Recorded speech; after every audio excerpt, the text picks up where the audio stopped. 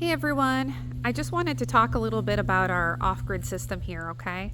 And so, a number of years ago, we had the big dream of going off-grid. Um, we did a ton of research. We talked to so many different companies. We talked to companies about designing the system, about what it would take from even appliance standpoint, like the draw. I mean, we looked at everything, you know. We were trying to figure out how we could live more normal, not like we're camping full time, and have a home that's an off-grid home. This is the back of our house. Um, and these panels that you're looking at, there's over 40 of them. I think maybe there's 44, something like that, right? And it's a 16.5 kilowatt system, okay? And these are all of our panels right here for our whole system for our home. Things are kind of messy because we're still building, but I'm going to bring you over here. We have a Solarc system, okay? So I'm just going to kind of talk to you about our system if you're thinking about doing what we're doing. This is our box right here. We have our batteries on the other side of this wall. This is actually our garage, and so there's a room built, and that's where we have our batteries. And over here, if you can see beyond the mess, that is our generator. So we do have a backup home generator that I try not to use at all if possible. Kind of drives my husband nuts, but the point being is that I look at it like this shouldn't be running. If everything is going good, this shouldn't be running, and if it's running, it's something is not going good, and that's a problem. Okay. So we worked with a company in Texas. They are awesome. They are definitely awesome, and I would recommend them to anybody to help us to install the system. And we worked with a friend of ours, who he's become a friend of ours, to really do this dream, because this home is, when you look at this home, it looks like more of a traditional home, you know, in terms of like size and everything. There are things that we do differently that do make it different, but this is a very unique project because of the size of the home and the fact that it is off-grid. And so for our property, we're a mile away from water, a mile away from any local neighbor, a mile away from any local power lines. And so when we were contemplating maybe bringing in a line, the electric company slapped us with a quote for, I think it was $60,000 just to bring in a line. And my husband and I, who already were keen to have off-grid, just saw that, and that was like the complete reason not to do it, right? Just to hand them a check for them to bring in a line and us to pay monthly for the rest of our life. And so we wanted the freedom. We wanted to make this dream become a reality, and it took so much work to do so. But what we did find is that if you work with the right companies, good companies, and people that really understand your vision and dream, and they're on board for it, it's hard to lose, right? And so these are the panels right here.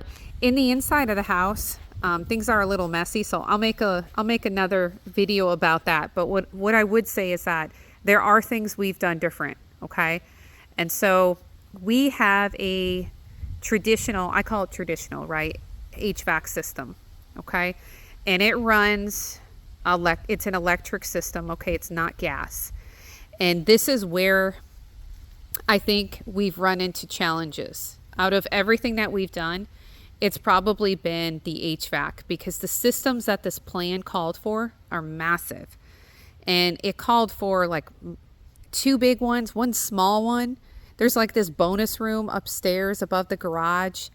And right now it's just storage, and it called for its own system. Like it didn't make sense really to us why they did what they did, and then everybody just followed the plan and nobody really questioned it from an HVAC perspective.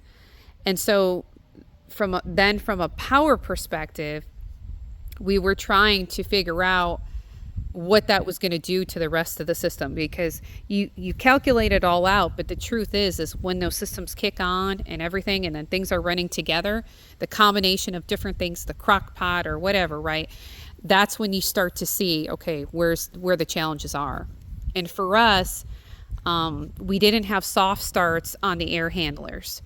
And there's a setting where fans would automatically kick on. Even the units that were off, that were never running, they would automatically kick on. And every time they would kick on, they would draw from that battery bank, and they would draw a substantial amount. It wasn't a little amount. And so without the soft starts and with the fans kicking on, what we found is that if we had an HVAC unit on during the night, and we had the temperature set at a low temperature, so then it would kick on halfway through the night, we would lose about 30% of the battery just by it running for 3 to 4 hours. We literally were going through almost 10% battery bank in 1 hour. So it's been challenging.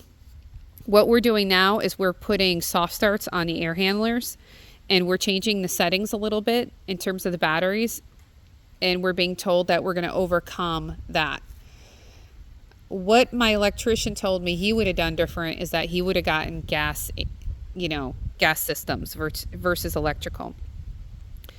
We only have a few things on gas, and I have a sensitivity around it because I feel like if you lean too much on gas when you're doing an off-grid home, you're going to end up just living off gas. I mean, the whole point of the solar is to take advantage of this. And if you're not able to take advantage of this, you're just living off gas. And that's expensive too. So I really wanted to limit our gas bill. What I do have on the gas is I have a gas dryer, and I have the hot water tanks on gas.